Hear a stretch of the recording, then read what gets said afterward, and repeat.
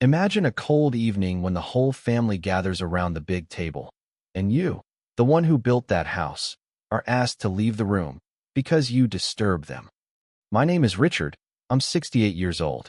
I've lived through storms in my life, but the greatest one didn't come on the battlefield or in the factory. It began in my own living room. I worked my entire life for my family. I built this house with my own hands, paid for my children's education, gave them everything I had, even when I had little left for myself. I believed that my sacrifices and love would never be forgotten. But one day, everything started to crack. My daughter Amelia had stopped looking at me the way she used to. Her eyes no longer carried warmth, only indifference, maybe even hidden contempt. Her husband, Jonathan, looked at me like I was a burden weighing down their lives. They had moved into my house after losing their jobs and apartment.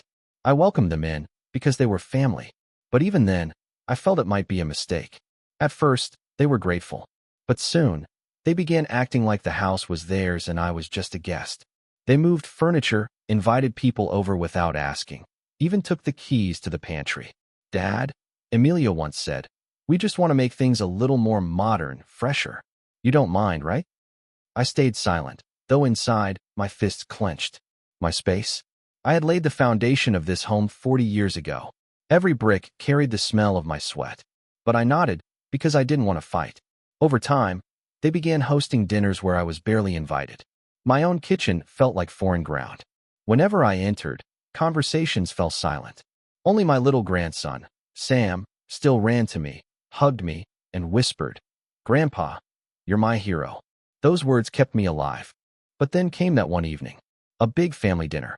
Everyone around the table, laughter, glasses of wine, expensive meals delivered from a restaurant. I took my usual seat in the corner, but Jonathan leaned over, his voice low and cold. "Richard, maybe you should head to your room. The young ones want to have fun without tension." He didn't even look me in the eyes. I glanced at my daughter. She didn't defend me. Instead, she turned her gaze away, silently agreeing with him. My heart sank. This was my home, yet I was being exiled from my own table. Something inside me broke. I stood up quietly and walked to my room. Sat in the dark, listening to their laughter through the walls. And right there, I made a vow. They will remember who I am. They will learn that you can't trample a man who gave you everything. At that moment, I didn't know it yet, but this was the beginning of my silent, relentless revenge. The night they pushed me away from the table, I realized it wasn't just about disrespect. It was about erasing me from my own home. The following morning, I woke up with a heaviness in my chest. Not from age, not from illness, but from humiliation. I sat on the edge of my bed, listening to the muffled voices from the kitchen. Pots clattered, laughter echoed, and I knew they were already making plans without me. I forced myself to walk out, my cane tapping against the wooden floor. The smell of bacon and coffee filled the air. Amelia stood at the stove, Jonathan scrolling on his phone at the table. My grandson Sam waved at me, his little hand bringing me the only warmth I felt in that moment. "Morning," I said, my voice quiet. Jonathan barely raised his head. "Morning." His tone was flat, dismissive. Amelia didn't look back at me at all. I sat down slowly, but before I could even pour myself a cup of coffee, Jonathan spoke again. "Richard, we were thinking, maybe it's better if you have your meals in your room from now on. The kitchen gets crowded, and, well, you need peace anyway, right?" His words cut sharper than any blade. I looked at Amelia, waiting for her to object, to defend me, but she just bit her lip and stayed silent. I forced a smile, though my hands trembled. "This is my home," I wanted to shout, but the words stuck in my throat. Instead, I nodded faintly, swallowed my pride, and stood up. That day, I ate alone. From then on, it became routine. They laughed and dined together, while I carried my plate to the dim corner of my room. Only Sam would sneak in sometimes, bringing me cookies he'd saved. "Don't be sad, Grandpa," he whispered. "You're my best friend." But what broke me wasn't Jonathan's arrogance. It wasn't even Amelia's silence. It was the way the house itself began to change. One afternoon, I walked into the living room and froze. The old family photos, my wedding picture, the children's school portraits, the vacations we once cherished, they were gone. Replaced with new frames of Amelia, Jonathan, and Sam. "Where are the pictures?" I asked, my voice shaking. Amelia avoided my gaze. Dad, we thought it would be nice to refresh the space. Don't take it personally. Don't take it personally? They were erasing me from the walls I built, from the memories I kept alive.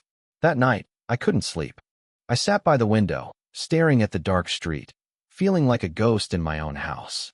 But the anger that burned inside me was stronger than the sadness. They want me gone, I thought. But they don't know me. Not really. They don't know the man who survived harder days, who built everything from nothing. If they think they can erase me, they're wrong. I clenched my fists, whispering to myself in the dark, this house remembers me, and so will they. The letter lay on the counter, folded neatly. Jonathan's handwriting sprawled across the envelope. For Richard. My name, written almost as if it were an afterthought. I opened it slowly, the paper trembling in my hands. The words cut deep, each line dripping with cold calculation. Richard, we've been talking, and it's clear this arrangement isn't working anymore. You deserve peace and quiet at your age, and frankly, we need more space to live our lives. It's time you consider moving to a retirement home. We'll handle everything. Just sign over the house. It'll be easier for everyone. I stood there, my breath caught in my throat. Retirement home? Sign over the house. My house. The house I built brick by brick. The place where every memory of my late wife still lived. They wanted me gone, erased, like dust swept from the floor. The sound of footsteps pulled me back. Jonathan entered, adjusting his tie, acting as though nothing had happened. When he noticed the letter in my hands, he smirked. I see you've read it, he said casually. Look, Richard, it's not personal. But this place needs younger energy. Emilia agrees. It's time to pass the torch. I clenched my fists so hard my nails dug into my skin. Pass the torch. I repeated, my voice low, controlled, though fire roared inside me. This isn't a torch. This is my life. He sighed, clearly annoyed. Don't make this harder than it needs to be. Think about Sam. He deserves a modern home, not an old museum. Do the right thing. For a moment, I thought I would strike him. But instead, I turned and walked away, my chest burning with humiliation and rage. That night, I couldn't find peace. Sleep wouldn't come. I sat at my desk, pulling out old documents, the house deed, the mortgage papers, every receipt that bore my name. My name. Proof that this place was mine. Proof that no letter, no smug son-in-law could take that away. Still, fear not at me. Emilia's silence at dinner, her avoidance when I looked at her, she agreed with him. My own daughter. The little girl I once carried on my shoulders, who held my hand crossing the street, who cried in my arms when she scraped her knee. Now she wanted me gone. The betrayal hurt more than anything Jonathan could say. The only light in that darkness was Sam. He knocked on my door quietly, tiptoeing in with his small arms full of cookies. Grandpa, he whispered, Mom and Dad were talking. They want to send you away, but I don't want you to go. His eyes shimmered with tears. I hugged him tightly, swallowing the lump in my throat. I'm not leaving you, Sam. Not now, not ever. But deep down, I knew Jonathan wouldn't stop. He had already set his plan in motion. And Emilia, my own blood, was standing by his side. The words I overheard that morning carved themselves into my memory. We'll have him out before the month ends, one way or another. I stood frozen in the hallway, listening. Jonathan's voice was sharp, commanding, and Emilia's silence was just as painful as her agreement. My heart pounded, but I stepped away before they could catch me eavesdropping. I didn't want them to see how shaken I was. Back in my room, I sat down at the edge of my bed. For the first time in my life, I felt like a stranger in my own house. But instead of breaking me, the anger inside began to harden, taking shape into something stronger. I pulled out the old lockbox from beneath my bed. Inside were pieces of my past, photographs of my wife, medals from my years of service, documents proving every inch of this house belonged to me. I stared at the deed for a long time. My name, in bold letters. Richard Campbell. This was more than just paper. It was my shield. Still, I couldn't shake the ache in my chest. My daughter, my flesh and blood, had chosen to betray me. Jonathan I could almost understand. He was selfish, ambitious, greedy. But Emilia? She had once run to me with drawings in her tiny hands, screaming, Daddy, look what I made. And now, she couldn't even look me in the eyes. That evening, I heard laughter again. Guests filled the living room. Music played loudly. My home was no longer my sanctuary. It had become their playground. I stayed in my room, the door shut, my jaw clenched. Then, a soft knock. Sam peeked in, his small frame glowing with innocence. "Grandpa, they don't want me to come in here," he whispered. "But I wanted to check on you." I hugged him tightly, hiding my tears. "Sam, you're the only one who remembers who I really am." He looked up at me with his wide eyes. "Then don't let them win." Those words, simple, childlike, but powerful, lit a fire in me. Out of the mouths of children comes the truth. That night, I began to write. Page after page, I poured my thoughts, my memories, my evidence. I documented everything. How I paid for the house, how I supported Amelia and Jonathan, how they turned against me. I wasn't sure yet what I would do with it, but I knew one thing. Their plan to erase me wouldn't succeed. The next morning, Jonathan banged on my door without knocking. "Richard, we need to talk," he said sternly. I opened the door just enough to see his smirk.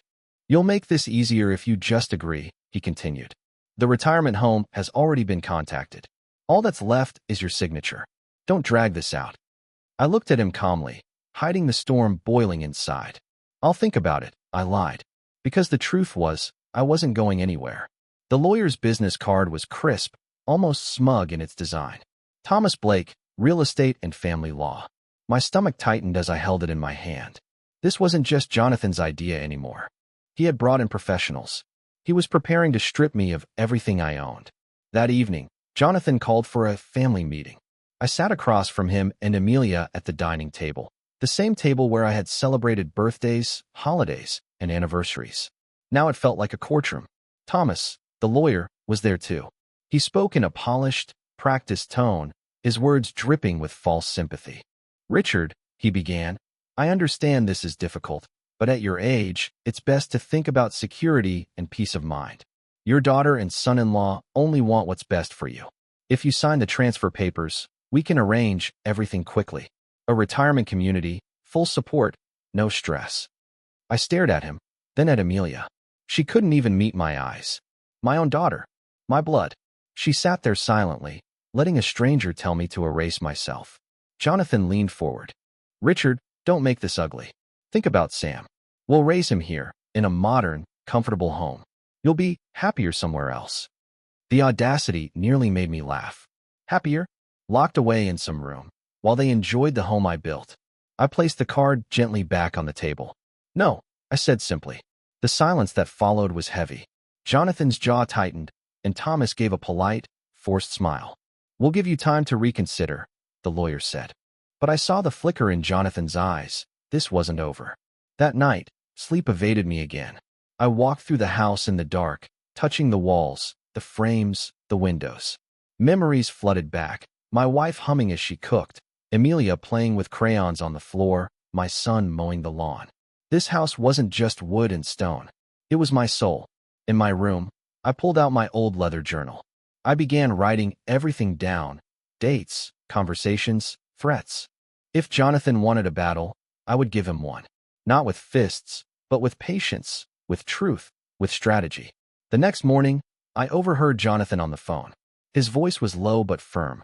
"Don't worry, Amelia. He'll cave. He's old, stubborn, but old men break. He won't last." I stood by the doorway, unseen, listening. My heart pounded, but my mind was clear. They thought I would break. They thought wrong. Because in that moment, I realized something. They had already declared war on me. And I had nothing left to lose, but everything to defend. The envelope was thick, stamped with a seal that made my stomach twist. Inside, the words were clear: a petition to transfer ownership. Legal jargon filled the pages, but the message was simple. Jonathan and Amelia were trying to push me out through the courts. For a long while, I just sat in my chair, the papers spread across my lap. My hands trembled, not from weakness but from the weight of betrayal. My own daughter had signed them. Her signature stared back at me, elegant, deliberate, final. I could have cried. I could have begged. But something inside me shifted. I wasn't just an old man anymore. I was a father, a builder, a survivor. And now, I would become something else entirely. That night, I didn't hide in my room. I walked to the living room while they watched television, their laughter filling the air. I stood silently until Jonathan noticed me. "What is it now?" he said, annoyed. I held the papers up. "I read your little gift." Amelia shifted uncomfortably, but Jonathan only smirked. Good. Then you understand it's inevitable. Save yourself the trouble, Richard. Sign it. I didn't answer. I just smiled faintly, a smile that unsettled even him. Then I walked back to my room, leaving them puzzled. Because the truth was, I had already started preparing. I called an old friend the next morning. His name was Howard, a retired lawyer I had known since my factory days. We hadn't spoken in years, but when he heard my voice, he didn't hesitate. Richard? My God, it's been ages. What's wrong? I told him everything. The disrespect, the letter, the lawyer, the betrayal. He listened in silence, then spoke firmly. Don't you dare sign anything. Bring me the papers. I'll look at them. Relief flooded me, but I kept my tone steady. I'm not done yet, Howard. They think they can erase me. They have no idea who they're dealing with. That afternoon, I gathered evidence, bank statements, bills I had paid, letters proving my ownership. Every detail mattered now. My enemies weren't strangers on the street. They were my own flesh and blood. And that made the wound deeper, but also the fire stronger. Meanwhile, Jonathan grew impatient. He slammed doors louder, muttered insults just loud enough for me to hear. Old man, he sneered one evening. You're just delaying the inevitable. But I only looked at him with calm eyes. Because the truth was, the longer I waited, the stronger I became. That night, Sam slipped into my room again. He hugged me tightly. Grandpa, they're saying you're leaving. But you promised. I knelt down, cupping his small face in my hands. I'm not leaving, Sam. Not ever. And one day soon, you'll see just how strong your grandfather really is. Jonathan barged into my room without knocking, a stack of papers in his hand. His smug confidence was replaced with something sharper, colder. If you won't sign willingly, he said, tossing the papers onto my desk, then we'll force it through. Courts don't take kindly to stubborn old men who refuse to move on. I didn't flinch. I picked up the document, skimmed the words. Another petition, this one filed more aggressively. I recognized Thomas Blake's name at the bottom, the lawyer Jonathan had dragged into this mess. I looked Jonathan straight in the eye. You think you've already won? He smirked. I know I have. But behind my calm gaze, my mind was already racing. Because what Jonathan didn't know was that I had given copies of every one of these documents to Howard, my old friend. And Howard wasn't just any retired lawyer. He was a man who still had connections, sharp instincts, and a taste for justice. That evening, while Jonathan and Amelia entertained friends in the living room, I made my first quiet move. I left the house with the papers tucked neatly in a folder and walked to Howard's office downtown. The air was crisp, the walk long, but every step gave me strength. Howard greeted me warmly, but his expression hardened as he read through the files. This is nonsense, he muttered. They're trying to exploit you. They don't have the right. He leaned back in his chair, rubbing his chin. Richard, you have more leverage than you think. You're the legal owner. They're overstepping, and if they push harder, they'll regret it. Let me make a few calls. For the first time in weeks, I felt a glimmer of hope. Not joy, not yet, but the calm, steady flame of knowing I wasn't alone. When I returned home, the house was buzzing with music and laughter. Jonathan glanced at me, suspicious, but said nothing. I went to my room, locked the door, and began writing again in my journal. Every word I wrote was part of my plan. Every memory, every bill, every sacrifice. It all painted the picture of a father who had given everything, only to be betrayed. I didn't know exactly how I would use it yet, but I knew the time would come. Later that night, I overheard Jonathan and Amelia arguing quietly in the kitchen. He's not giving in, Jonathan snapped. Maybe we should wait. Amelia began, but Jonathan cut her off. No, waiting gives him strength. We need to push harder. Their voices faded as I stepped away, but I'd heard enough. Jonathan was growing desperate, and desperate men make mistakes. I sat by my window long after midnight, staring into the dark. For the first time in years, I didn't feel old. I felt patient. I felt dangerous. Morning sunlight crept through the curtains as I made my way down the hall, came tapping softly against the floor. Jonathan's voice carried from the kitchen, low, urgent, the kind of tone a man uses when he doesn't want to be overheard. But he hadn't realized I was already awake. I stopped by the half-closed door, holding my breath. Yes, Thomas, Jonathan muttered into his phone. Don't worry about Richard. He'll be out soon. The judge is a friend of my cousin. We'll speed things up. Just make sure the paperwork looks clean. I don't care if we bend the rules." My chest tightened, but I stayed silent, listening. He paused, then lowered his voice further. "And about the money, Emilia doesn't need to know the details yet. Once the house is in my name, I'll handle it. She'll come around." I nearly stumbled back. It wasn't just about pushing me out. He was hiding things from my daughter, manipulating her just as much as me. Greed had consumed him. When he finally ended the call, I slipped quietly back to my room, my mind racing. For the first time, I held something tangible, leverage. If Jonathan was willing to admit bending the rules, it meant there were cracks in his armor. Cracks I could widen. I called Howard that afternoon. My old friend's voice was sharp when I repeated Jonathan's words. "Good God," he said. "If he's trying to influence the court through a cousin, that's corruption. And if he's hiding financial motives from your daughter, that's even worse. Write down everything you heard, every detail. We'll need it." So I wrote. My pen scratched furiously across the pages of my journal. The phone call, his tone, even the exact words, all of it became evidence. That evening, Emilia came to my room. She stood awkwardly at the door, not stepping inside. "Dad, Jonathan says you're being difficult. Why can't you just do what's best for everyone? We want you to be comfortable."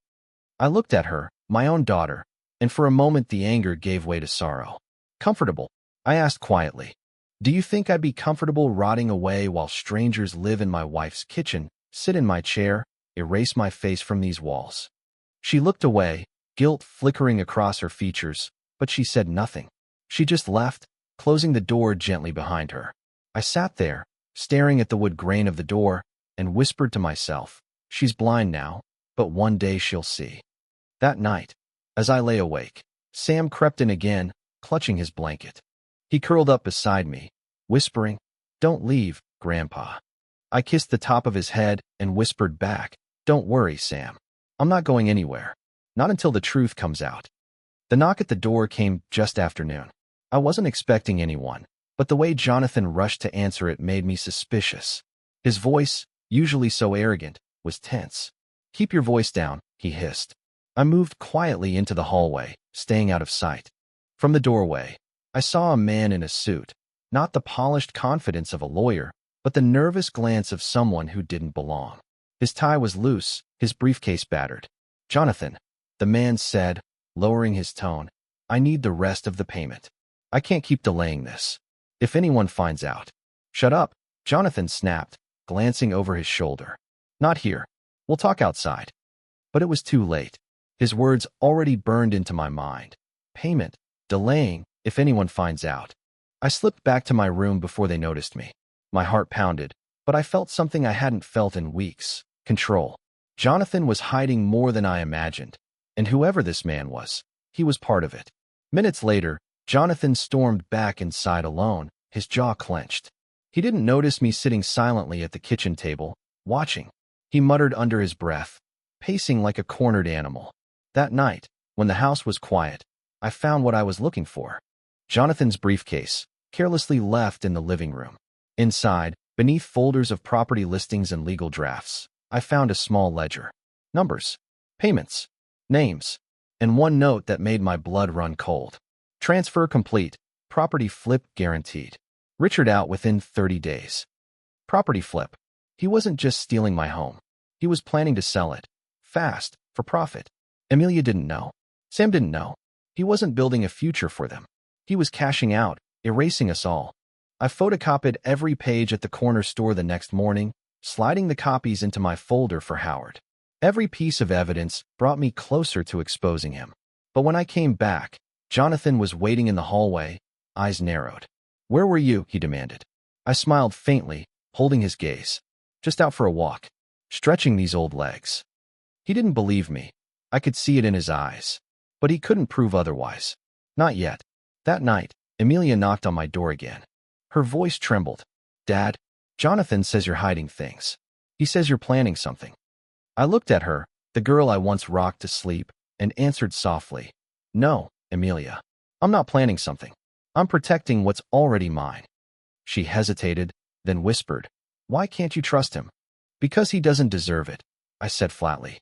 She left, closing the door slowly, torn between her loyalty to him and the faint, buried love she still held for me. As silence returned to the house, I knew one thing. Jonathan's empire of lies was cracking, and I was the hammer. Howard's office smelled of old books and coffee, a familiar comfort against the storm raging in my life. He gestured for me to sit, his eyes sharper than I remembered. "Richard," he began, sliding a folder across the desk, "I've gone through everything you gave me, and I did some digging of my own." I opened the folder, my hands stiff but steady. Page after page, I saw Jonathan's name tied to shady deals, hidden accounts, property flips that vanished into shell companies. Howard leaned forward. "This isn't just about your house. Jonathan's been running a pattern, preying on families, using emotional pressure, sometimes even manipulating relatives into signing over property. Your situation isn't unique. It's his business model." My stomach turned. "And Amelia?" I asked, barely above a whisper. Howard sighed. "I don't think she knows the full extent. But she signed those papers, Richard. Whether blinded by loyalty or fear, she's complicit." The word struck like a hammer. My daughter, the little girl who once braided my hair with ribbons as a joke, who cried when I left for long shifts, was part of this betrayal. Whether knowingly or not, she had helped him aim the knife at my back. Howard's tone hardened. "Listen to me. With what we have, we can fight. The deeds, the ledger, even Jonathan's phone call, it's enough to challenge everything. But you need to be ready. This won't just expose Jonathan. It will tear open your family." I sat in silence for a long moment, staring at the evidence. My heart was heavy, but somewhere beneath the sorrow, a steel resolve was forming. "I didn't ask for this war," I finally said. "But if Jonathan wants it, I'll give him one he'll never forget." Howard nodded. "Good. Start small. Let him think you're still weak. Meanwhile, I'll prepare the case." When I returned home, Jonathan was waiting in the living room, lounging in my armchair as though he owned it. His grin was wide, but forced. "Out late again?" he asked. "Just taking a walk," I answered calmly. His eyes narrowed, studying me. "You're stubborn, Richard. But everyone breaks eventually." I leaned on my cane, meeting his gaze. "You might be surprised what an old man can endure." For the first time, I saw something flicker in his eyes, doubt. That evening, Amelia brought Sam to bed. I watched her from the hallway, the way she kissed her son's forehead. For a fleeting second, I saw the daughter I once knew. But when she turned, her eyes were tired, conflicted, and she said nothing to me as she passed. I went to my room, pulled out my journal, and wrote in bold letters across a fresh page. "Jonathan thinks I am broken, but he doesn't see the storm waiting behind my silence." It began with a phone call Amelia wasn't meant to hear. Jonathan had stepped into the study, door only half closed, his voice low but urgent. I was in the hallway, but this time it wasn't me who overheard. It was her. I saw her pause at the bottom of the stairs, frozen, her head tilted as his words cut through the silence. "I told you, once the deed's in my name, I'll sell fast. The wife doesn't need to know. She'll get her cut later. It's cleaner that way." Amelia's face drained of color. She pressed a hand to her mouth, her eyes wide with disbelief. For a long moment, she didn't move. Then, slowly, she backed away, her footsteps light, like a child sneaking from a forbidden room. I retreated into my own bedroom before she noticed me. Minutes later, she came in, her eyes wet, her body trembling. "Dad," she whispered. "Was he serious? About selling the house?" I looked at her, my heart aching. "Now you ask," I said softly. "After everything, now you wonder?" Tears streamed down her cheeks. I thought he just wanted you comfortable, safe. I didn't know her voice cracked. I didn't know. I let the silence hang. I wanted her to feel the weight of it, the betrayal she had enabled. Finally, I spoke. "Jonathan doesn't love this house. He doesn't love what we built. He loves money, and you've been blind to it." She covered her face with her hands, sobbing quietly. What have I done? For the first time in weeks, I felt a sliver of satisfaction. The cracks were widening. Jonathan's mask was slipping, and Amelia had seen it for herself. Later that evening, at dinner, her silence was louder than any words. Jonathan noticed, of course. "What's wrong?" he asked sharply. "Nothing," she muttered, pushing food around her plate. His eyes flicked toward me, suspicion burning in them. But I only sat quietly, sipping my water. He didn't know yet that the war he thought he was winning had already begun to turn against him. Afterward, Sam slipped into my room again, holding his little stuffed bear. Mom was crying, he whispered. I hugged her, but she didn't tell me why. I pulled him close, my voice steady. Sometimes the truth hurts, Sam, but it's better than living in lies. As the boy drifted off beside me, I stared out the window into the night. Jonathan's empire was crumbling, piece by piece, and all I had to do was let the truth keep breaking through. Jonathan stormed into my room like a predator ready to strike. His face was red with fury, his fists clenched at his sides. What did you tell her? He barked, his voice echoing against the walls. I stayed seated, calm, almost amused. Nothing she didn't already hear with her own ears. He froze, realization flickering in his eyes. His rage deepened, but so did his fear. You think you're clever, old man. You think you can turn her against me? I leaned back, folding my hands over my cane. I don't have to. You're doing that yourself. He lunged a step forward, his jaw tightening, but he stopped when he saw the steady confidence in my eyes. For the first time, I wasn't cowering. I wasn't retreating. I was staring him down, and it unsettled him. Stay out of my way, he spat, before slamming the door so hard the walls shook. Moments later, I heard Amelia's voice rise from the hallway. She was yelling, not at me, but at him. You lied to me, she cried. You said it was about Dad's comfort, about family, about the future, but you're selling the house? Without even telling me. Jonathan tried to soothe her, his tone slick and manipulative. Amelia, listen. I did it for us. For Sam. We'll be rich. We can start fresh. But she cut him off, her voice trembling with anger. This house is my childhood. My mother's memory is in these walls. And you wanted to erase it for money? Their argument rattled the house. For the first time, Amelia's loyalty was no longer blind. She saw him for what he was. I sat in my room, listening, feeling the smallest spark of victory. This wasn't just my battle anymore. Jonathan's lies were poisoning his own foundation. Later that night, the house was quiet, but the air was heavy with tension. Amelia didn't speak to him. Jonathan paced the halls like a caged animal, muttering under his breath. Sam came into my room once again, clutching his bear. They're fighting, he whispered, eyes wide. I pulled him close, reassuring him with a steady voice. Don't be afraid, Sam.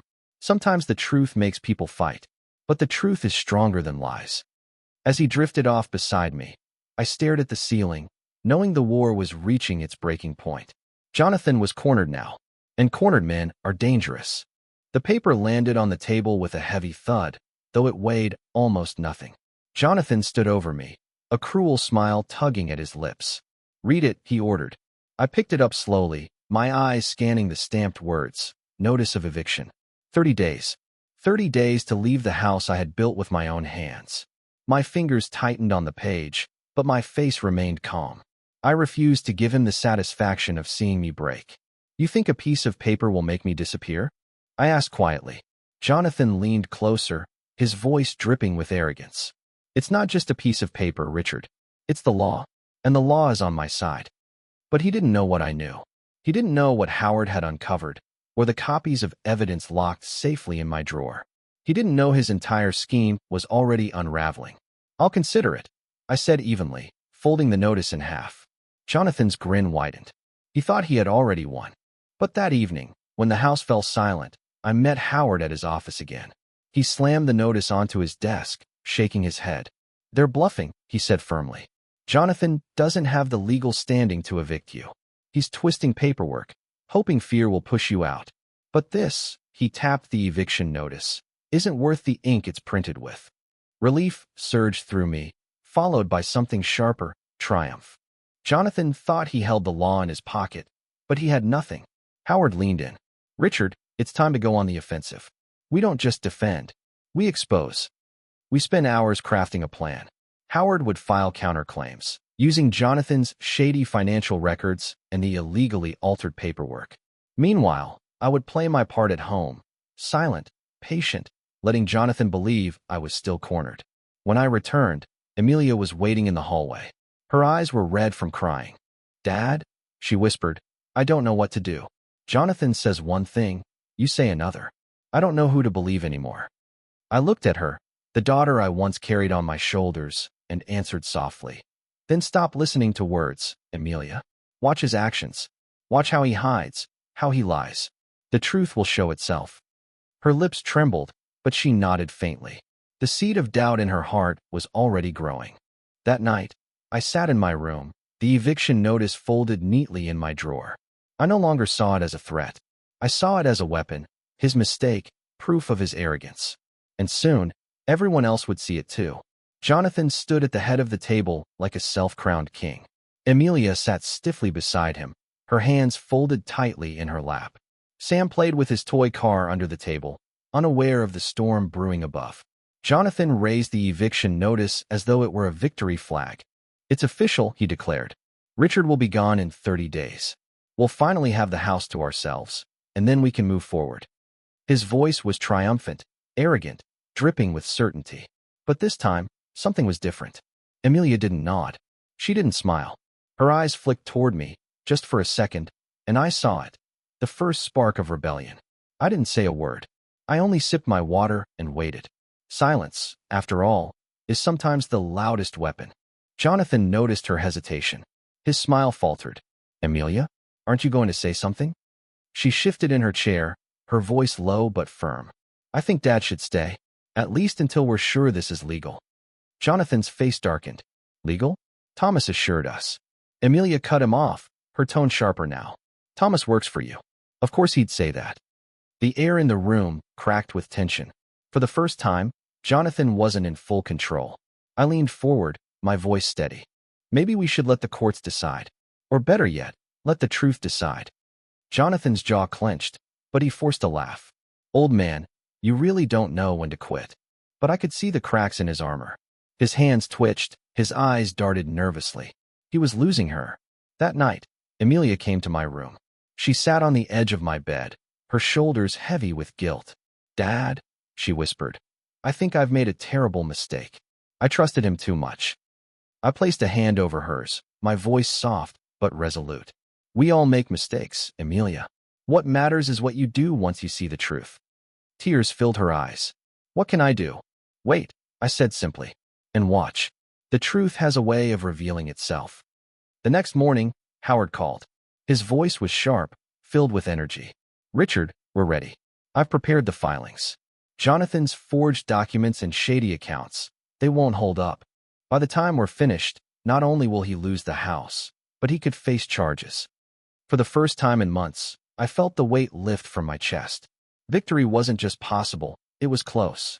That evening, Jonathan strutted through the house, confident as ever, unaware of the storm gathering at his back. But I saw Emilia watching him differently now. Her eyes were no longer clouded by loyalty. They were sharp, questioning, dangerous. And I knew then, Jonathan's time was running out. The knock at the door echoed through the house. Jonathan strutted over, irritation flashing in his eyes as though even a visitor was an inconvenience to his authority. He yanked it open and froze. A man in a suit stood on the porch, a leather folder tucked beneath his arm. His voice was calm but commanding. "Mr. Jonathan Harris? You've been served." He handed over the envelope, nodded once, and left without another word. Jonathan slammed the door shut, tearing the papers open with shaking hands. I watched from the hallway as his smug grin crumbled into disbelief, then rage. "What is this?" Emilia asked, her voice tight. Jonathan's face reddened. "It's nothing. Just legal nonsense." But Emilia snatched the papers before he could stop her. She read silently, her eyes widening with every line. When she finished, she turned on him, trembling with fury. "You lied," she whispered. "You lied about everything. The forged documents, the accounts, the plan to sell the house behind my back." Her voice broke. "You used me. You used all of us." Jonathan stammered, but no words came out. For once, the man who always had an answer was speechless. I stepped forward, cane tapping against the wood. My voice was steady, clear. "The truth always comes out, Jonathan. You thought you could erase me. But you forgot. This house has my name on it, my history in it, and my soul bound to it. You were just a guest who overstayed." He turned to me, eyes blazing. "You think this is over? You think?" But Emilia cut him off, her voice rising. "Get out, Jonathan." The silence that followed was thunderous. Even Sam, peeking from the stairs, seemed to understand the gravity of her words. Jonathan's mouth opened and closed, but no sound came. He looked around, at the house he thought was already his, at the family slipping from his grasp, and for the first time, he looked small. That night, he packed his things. Amelia didn't help him. She stayed upstairs with Sam, her sobs muffled behind a closed door. When the front door finally shut and his footsteps faded into the night, the house exhaled, as though it had been holding its breath for months. I stood in the living room, running my hand over the old wooden frame of the door. My wife's memory was still here. My life's work was still here. And now, finally, justice was here too. Amelia came down later, her eyes swollen from crying. She stood before me, unable to meet my gaze. "Dad," she whispered, her voice breaking. "I don't deserve your forgiveness." I shook my head gently. "You're my daughter. You were blind, but now you see. That's enough." She broke into tears, collapsing into my arms like the child she once was. And in that moment, though the scars of betrayal would never fully fade, I felt something close to peace. As I tucked Sam into bed that night, he hugged me tightly and whispered, "You didn't leave, Grandpa. You stayed. You're my hero." And for the first time in years, I allowed myself to smile. Not the smile of defiance or strategy, but the smile of a man who had endured and won. Weeks passed after Jonathan's departure, but the house still carried echoes of his presence, a lingering bitterness in the air, like smoke after a fire. Yet with each sunrise, the weight on my chest grew lighter. Amelia moved quietly through the halls, more fragile than I had ever seen her. She cooked again, but without laughter. She cleaned, but without joy. Guilt had hollowed her, and though part of me wanted to scold her for her blindness, another part knew she was already punishing herself. One evening, as snow fell heavy outside, she joined me by the fire. The warmth painted her face in soft gold, her eyes wet. "Dad," she whispered, her voice trembling. "How can you even look at me after everything I did? I let him turn me against you. I helped him. I nearly destroyed us." I stared into the flames, remembering the little girl she once was. I turned to her, my voice low but firm. "Amelia, you were blind, but now you see. Betrayal doesn't erase love, it tests it. And though you hurt me, you are still my daughter. That will never change." She broke into tears, clutching my hand as if afraid I would vanish. In that moment, I felt the cracks in my heart begin to heal. Sam, sweet Sam, was the glue that held us together. Every night, he curled beside me with his little bear, whispering stories of how, one day, he wanted to be as strong as his grandpa. His innocence was the balm to wounds no medicine could touch. Life slowly found a rhythm again. The court confirmed what Howard already knew. The house was mine, untouchable, unshakable. Jonathan faced not just financial ruin, but legal consequences for his schemes. Rumors reached us of his downfall, of bridges burned, of friends turning their backs. It wasn't my hand that destroyed him, it was his own greed. But revenge wasn't the sweetness I expected. It wasn't fireworks or triumph. It was quieter, heavier, almost sorrowful. Because though I had won, I had lost too. Illusions of trust, of family untouched by betrayal. And yet, as I sat by the fire with Amelia on one side and Sam on the other, I realized something profound. Sometimes revenge isn't about crushing your enemy. Sometimes it's about surviving long enough to see them fall, and then choosing to live, not in bitterness, but in strength. I looked at the frosted window, the snow swirling outside, and whispered to myself. They tried to erase me, but I endured. And that endurance, that silence, was my greatest revenge. Sam stirred beside me, his small hand gripping mine, his voice drowsy. "Good night, Grandpa. Don't ever leave me." I kissed his forehead and smiled softly. "Never, Sam. Not as long as I breathe." And for the first time in a long, long time, I felt at peace. Spring came slowly, melting the snow that had covered the house for months. The air was crisp but gentler now, the first buds appearing on the trees outside my window. Life had a way of renewing itself, even after the coldest winters. Amelia had begun to smile again, not the carefree smile of her youth, but one tempered by hardship, by lessons learned. She cooked dinners where we all sat together, the way we used to before Jonathan poisoned the air.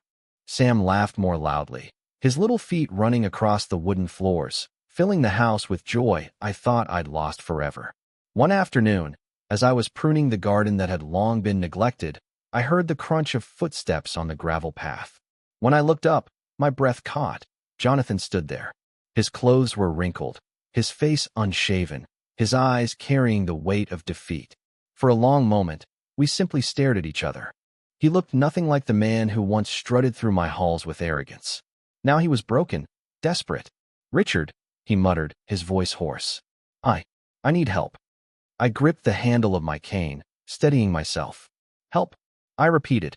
He nodded quickly, shame flickering in his eyes. "I've lost everything. The deals, the money, gone. No one will take me in. I don't have anywhere to go." The irony of it nearly made me laugh. The man who tried to throw me out of my own home now stood begging for shelter. For a moment, I considered it.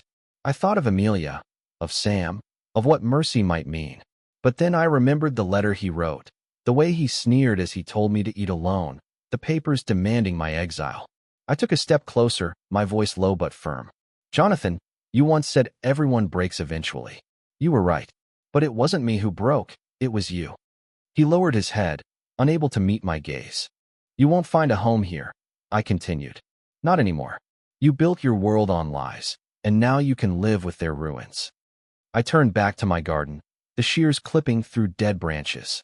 Behind me, I heard his footsteps retreat slowly, dragging across the gravel until they faded away. That night, as the family gathered for dinner, Amelia asked softly, "Dad, was someone here?" I looked at her for a long moment before answering. "Yes, but ghosts don't stay long once they realize the living have moved on."